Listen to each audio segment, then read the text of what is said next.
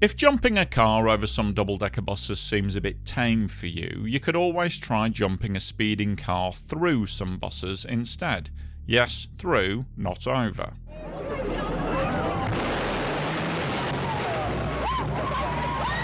That clip was South African stuntman Vic Conrad jumping a car straight through the middle of 3 double-decker buses. As one can imagine, careful planning, preparation and safety features are key to the survival of the driver when performing stunts like this. One slip-up could have you quite literally losing your head. However, judging from other footage of Vic Conrad, I'm amazed that he got through any stunt in one piece. I mean, his safety gear seems to consist of a thin nylon boiler suit with a zipper open down to the crotch, a basic motorbike helmet, a big grin and not much else. In terms of the skill needed to perform this stunt, it seems to be pretty much just use basic common sense and have the ability to duck your head down quickly. Here's Vic demonstrating the advanced technique that he will use to avoid being decapitated. All joking aside though, this could all go horribly wrong in any number of ways. For example, here's Vic spectacularly failing to crash through 3 buses.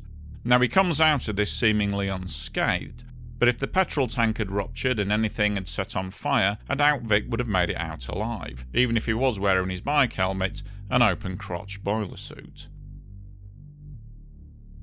This kind of stunt, driving through buses and coaches, seems to have been the preferred show for certain European cascadeurs, as they were known. Now, one of the more famous ones of these was Belgian stuntman Alain Vincx. Vincx's trademark stunt was driving a speeding car through single-decker buses and coaches which had been lined up end to end.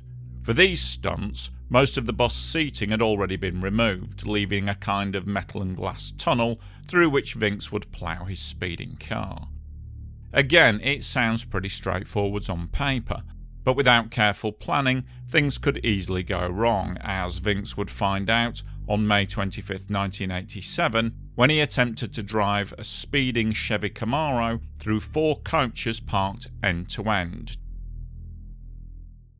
Vincx was no stranger to high-speed driving. Before his stunt career took off, he seems to have been a bit of a dodgy character, to say the least. He is reported to have been part of a gang of mostly juvenile boy racers known as the Sudists, who terrorised southern districts of Brussels back in the late 1970s, and he had also been arrested and convicted for insurance fraud. His skills behind the wheel and somewhat lax moral compass made him a good choice for being hired as a driver to take part in staged accidents in order to claim big insurance payouts. Anyway, by the mid-1980s, Vincx seemed to have moved on from his misspent youth and was putting himself forwards as a serious stunt performer. His trademark stunt of driving through coaches was a good crowd pleaser, but as always, Vincx wanted to push the stunt to its limit. He'd done a 3-coach drive-through and now he was aiming for 4. He'd already tried and failed to drive through 4 coaches the year before. With too little speed, the car slammed to a halt in the 3rd coach. Vincx was injured, but not seriously. However, having suffered this failure, he was more determined than ever to succeed at the stunt, and he jumped at the chance to try it again. And so, on the 25th of May 1987, in front of a packed crowd at the Zandvoort racetrack, Vincx gave it another shot. It ended in disaster.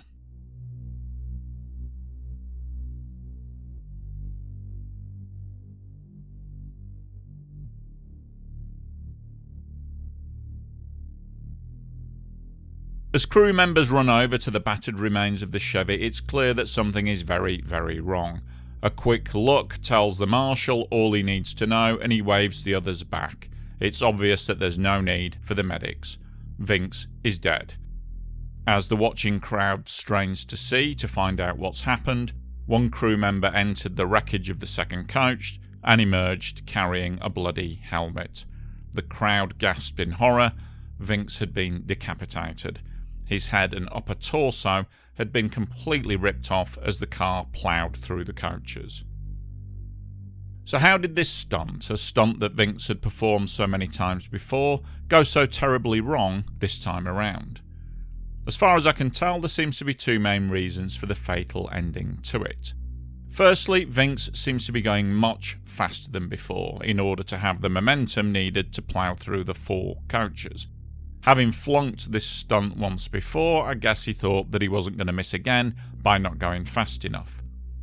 However, this increased speed has the effect of lifting the car up into the roof of the first coach just as he leaves the entry ramp.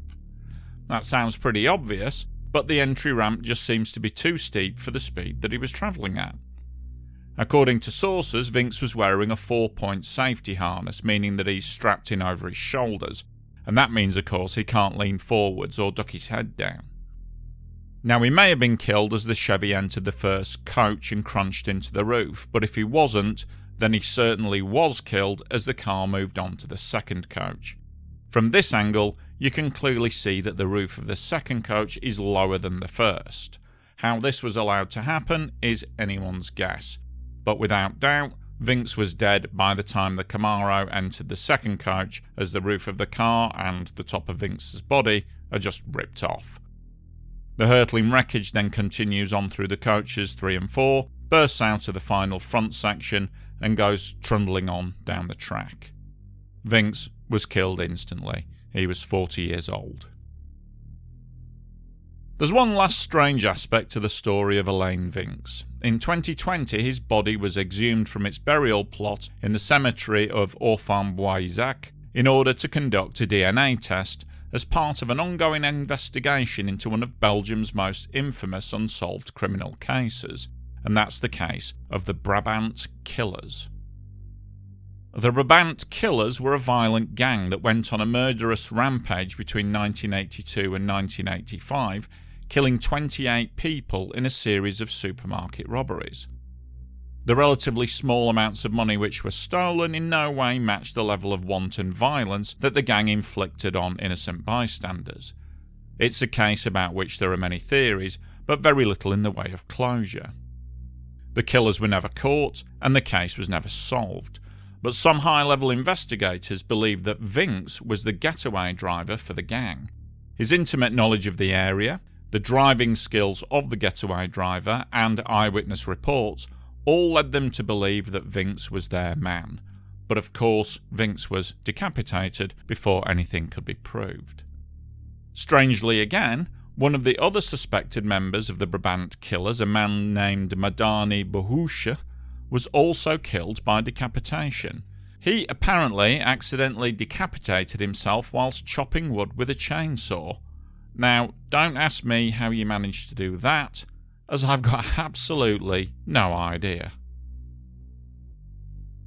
Just want to say a big thanks to supporters of this channel, people who buy me a coffee, people who give me a super thanks, and of course, my Patreons. It's very much appreciated, and thanks for your continuing support.